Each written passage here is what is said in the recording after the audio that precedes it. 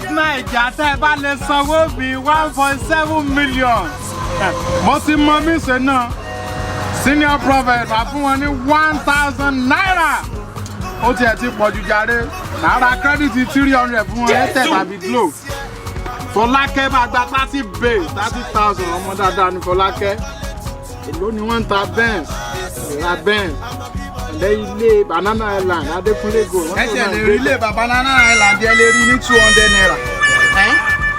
Senior prophet kí lẹ́sẹ̀ mi? Kí lẹ́sẹ̀ mi? Ẹ ń ta betnaija, ẹ fẹ́ fún Fọlákẹ́ 30,000, ẹ fẹ́ mi 300, kí lẹ́sẹ̀ mi? Ẹ ń ta betnaija.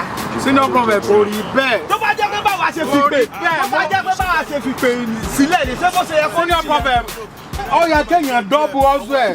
Generation táwa yóò gba kìíní yẹn. Betnaija tó bá sanwó yẹn mo ní plan fún yín Ọlọ́run. Ọmọ àlè junior prophet yìí ó tún gba snap. Ó tún gbéjú fèé gbogbo. Ká ló kọ́ ní ibo ló ti kọ́ kínní ni. Arsenal Chelsea ló gbé yìí o. Ibo ló ti kọ́ kínní ni. Senior prophet. Ẹni sùúrù ẹ má dọwọ́ bò. Àṣẹyìn náà ń ta inú etí méjì ò bá wa gbọ́ èmi. Ẹ wá yé mi lóde. Ẹ wo tíkẹ́ẹ̀tì ṣe gùn bí ọ̀nà Kaduna. Jésù.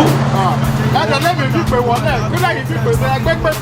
Mo ń dọ́bù ọ̀tún mi. Ẹ̀kọ́ ayé tó ń jàre ẹ̀yìn àgbà ya ọtí yẹ́sì lẹ́mìí. Sọ́rí ẹ̀kọ́ mọ́ra bí pé yẹn rí pé bọ̀ àjọ ń dọ́bù ọ̀tún tó. Àjọ ń dọ́bù ọ̀tún. Kí wọ́n lẹ́yìn níbi ìbí ní fún mi.